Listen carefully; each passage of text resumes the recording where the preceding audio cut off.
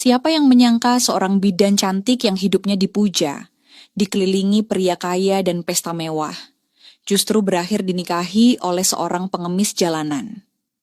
Bukan karena uang, bukan karena cinta, tapi karena satu alasan.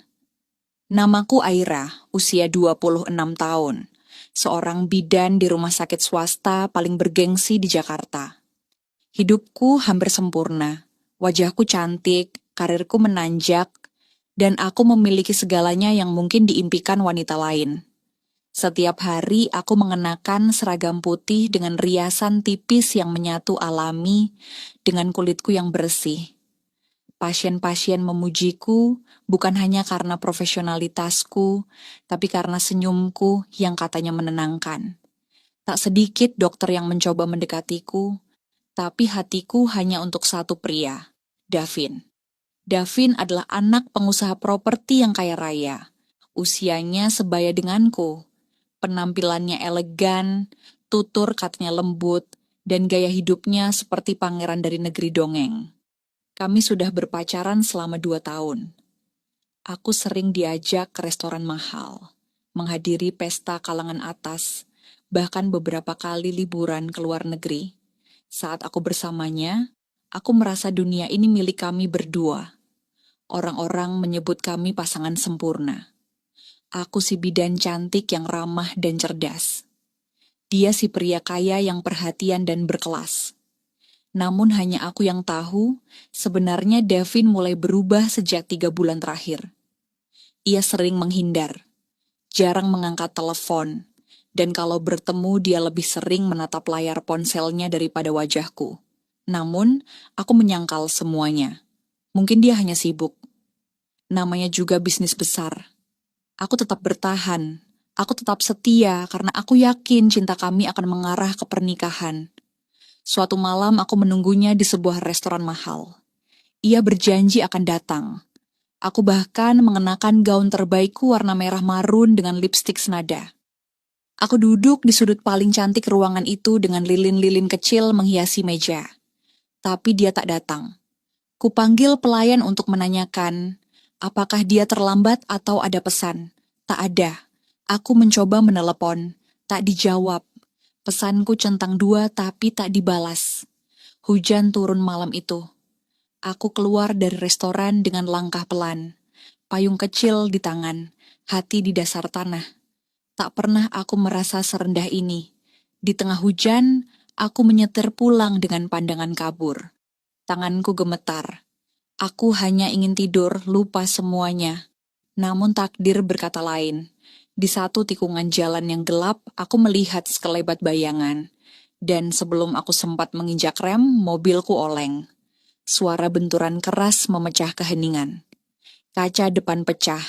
Dunia seakan melambat, lalu semuanya menjadi hitam.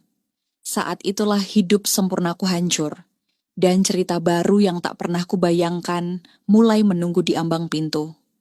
Hari itu mestinya jadi hari biasa.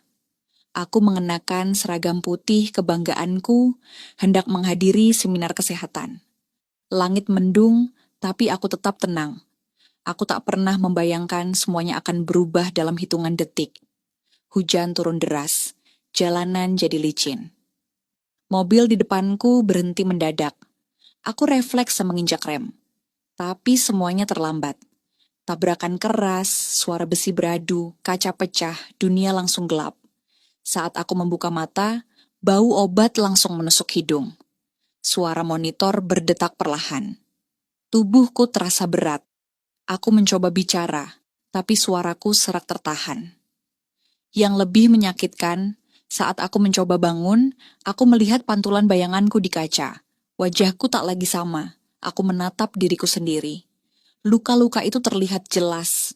Kulit yang dulu halus kini tertutup bekas perawatan dan perban.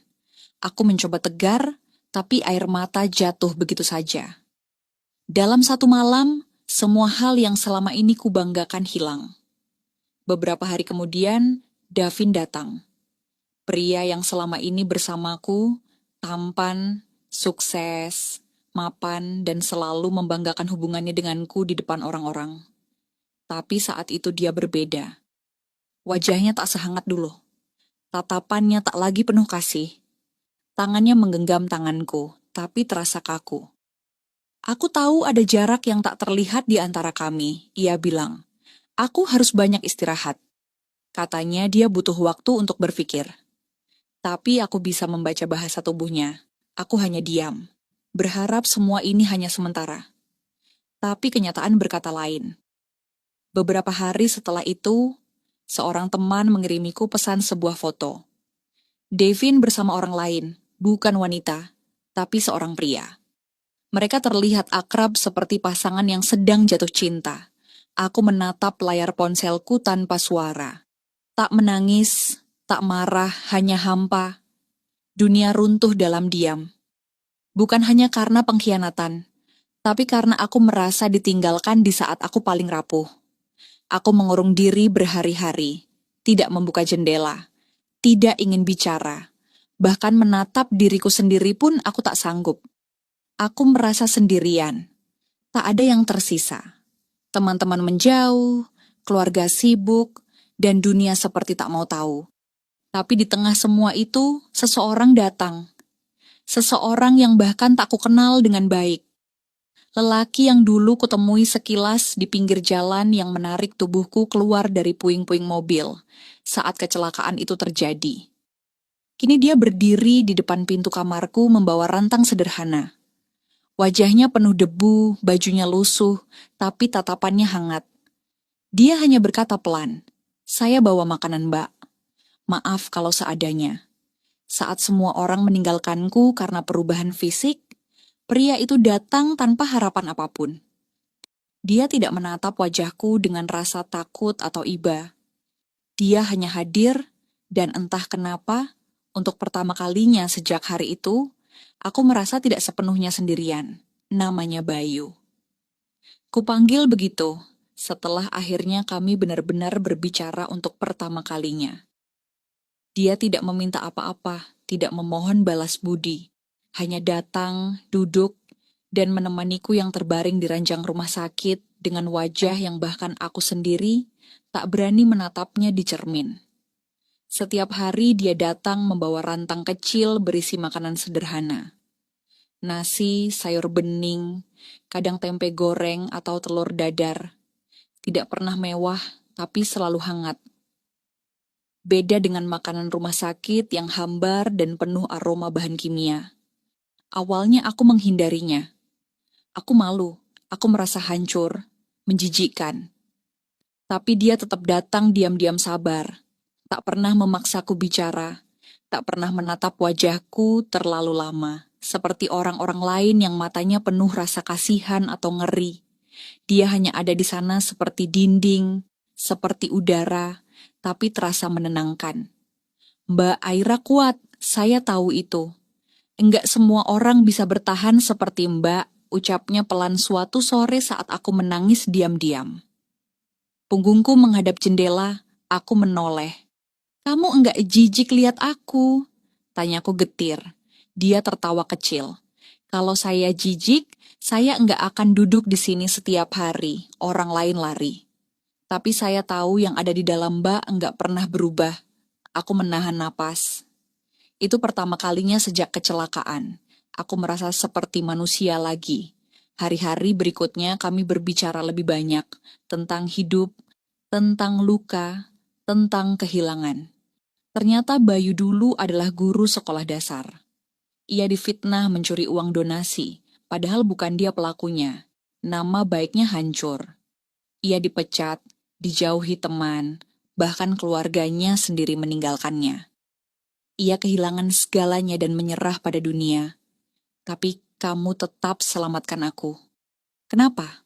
Tanyaku suatu malam. Dia menatapku. "Karena saya tahu, rasanya hancur dan saya tahu masih ada orang yang layak diberi kesempatan kedua. Termasuk Mbak." Sejak itu aku menanti kehadirannya setiap hari.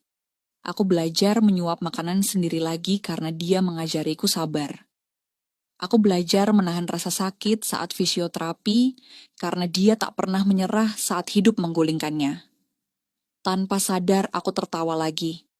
Bahkan lupa bahwa wajahku belum utuh. Beberapa bulan kemudian aku boleh pulang dari rumah sakit. Tapi aku tidak mau pulang ke apartemenku yang dingin dan sepi. Aku takut. Aku tak ingin kembali ke dunia semu yang dulu. Dan malam itu, di teras rumah singgah kecil tempat Bayu tinggal bersama beberapa tunawisma lain, aku berkata dengan suara mantap, "Bayu, nikahi aku." Dia tertegun hampir menjatuhkan cangkir tehnya. "Mbah, jangan bercanda. Saya ini siapa?" Aku menatap matanya. "Mantap, kamu orang yang menyelamatkanku di saat aku paling rapuh. Kalau kamu tak ada, aku sudah pasti mati. Aku hanya ingin bersama orang yang aku percayai." Dengan senyum canggung dia menjawab, "Kalau kamu yakin, saya siap. Kita akan mulai dari awal." Sejak saat itu hidupku berubah lagi. Tapi kali ini dengan cara yang lebih indah. Aku yang dulu merasa terbuang, kini merasa ada tempat untuk pulang, bersama seseorang yang menghargai keberadaanku. Bukan karena aku cantik, bukan karena aku kaya, tapi karena aku adalah Aira yang memiliki hati yang masih utuh, meski penuh luka. Dan ketika aku akhirnya menikah dengannya, banyak yang bertanya kenapa aku memilih seorang pria yang jauh dari bayangan ideal. Aku hanya tersenyum, karena aku tahu. Cinta itu tak selalu tentang siapa yang ada di luar, tapi tentang siapa yang ada di dalam.